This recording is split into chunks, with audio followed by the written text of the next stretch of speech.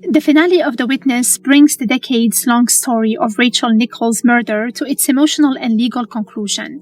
While the investigation finally proves Robert Napper's responsibility for the crime, the episode ultimately focuses on something deeper than solving a case. It asks whether true healing comes from punishment, understanding, accountability, or something else entirely.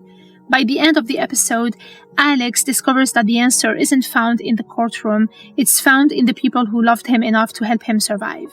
The final breakthrough comes after detectives revisit evidence that had been overlooked for years. Investigators uncover a work planner from 1992 that destroys Napper's long-standing alibi by proving he wasn't at work on the day Rachel was murdered. Combined with advances in DNA technology and additional forensic evidence, the case becomes impossible to escape. Even when confronted with overwhelming proof, Napper refuses to fully confess. Throughout his interrogation, he remains detached and evasive, repeatedly insisting we didn't do that. His refusal to openly acknowledge responsibility reflects a man who has spent years retreating into his own fractured psychological world. Ultimately, Napper pleads guilty to manslaughter by diminished responsibility rather than murder. The court accepts that severe mental illness played a role in his actions, but the judge makes it clear that he remains an extremely dangerous individual who will likely never be released from Broadmoor Hospital. Legally, the case is closed. Emotionally, however, things are far more complicated. One of the most powerful aspects of the finale is that Alex isn't primarily focused on punishment. Unlike many true crime stories that end with a conviction and a sense of victory, The Witness shows that justice doesn't automatically heal trauma. Alex has spent most of his life being defined by something that happened when he was a child. Every newspaper headline, television report, and police development forces him back into the same moment. While his father, Andre, becomes increasingly focused on exposing police failures, Alex becomes obsessed with a different question: why? Why did Robert Napper commit such horrific crimes? Why did his mother have to die? And why was he left alive?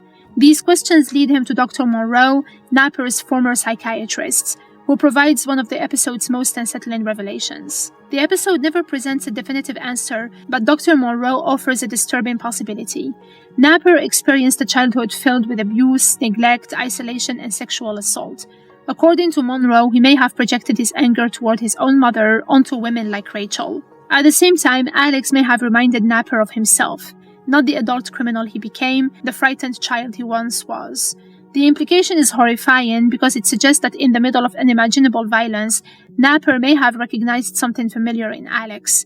Importantly, the series doesn't use this idea to excuse Napper's actions. Instead, it forces Alex to confront the uncomfortable reality that terrible trauma can shape people in very different ways. Napper became consumed by it, Alex didn't. That distinction becomes the emotional heart of the finale.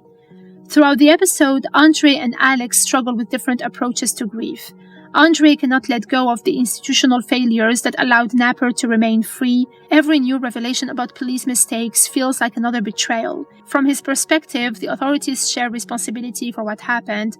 Alex understands his father's anger, but he eventually realizes that spending his life focused entirely on blame will not bring peace. The breakthrough comes when Alex tells Andre that the difference between him and Napper wasn't luck, it was love. Napper grew up surrounded by abuse. Alex grew up surrounded by people who fought for him. Rachel loved him, and after Rachel died, Andre dedicated his life to protecting him. For years, Alex viewed himself as someone who survived because a killer chose not to murder him.